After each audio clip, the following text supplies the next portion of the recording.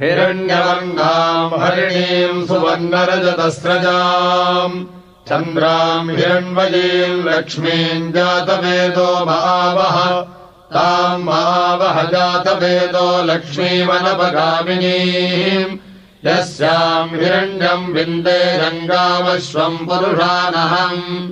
अश्वपूर्वाम् रथमध्याम् हस्तिनाथप्रबोधिनीम् श्रियम् देवीमुपह्वजे श्रीर्मा देवी दुषधाम् कांसोऽस्मिताम् हिरण्यप्राकारामार्द्राम् ज्वलन्तीम् धृत्ताम् तर्पयन्तीम् पद्मे स्थिताम् पद्मवर्णान्तामिहोपह्वजे श्रियम्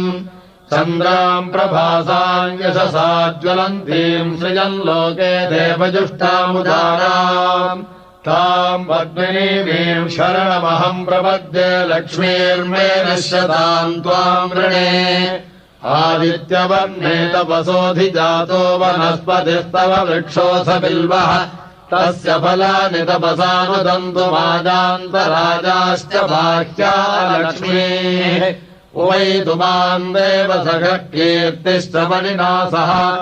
प्रादुर्भूतोऽस्मि राष्ट्रेऽस्मिन् कीर्तिवृद्धिर्ददातु मे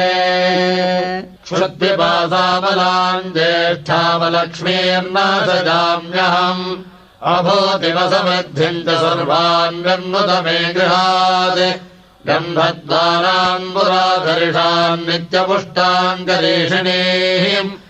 ईश्वरीम् सर्वभूतानाम् तामिहोपक्वजे सृजम् मनसः काममागूतिम् वाचः सत्यमशीमहि पशूनाम् रूपमन्नस्य मयि श्रीश्रयताञ्जसः कर्दमेन प्रजा भूता मयि सम्भव कर्दमा श्रियम् वासज मे कुले मातरम् पद्ममालिनीम्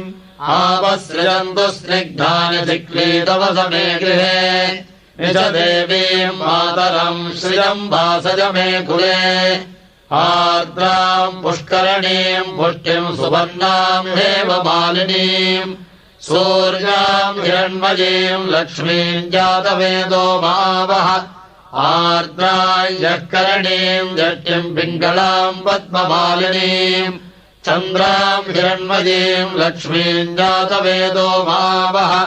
ताम् महावः जातवेदो लक्ष्मीमनपगामिनीम् यस्याम्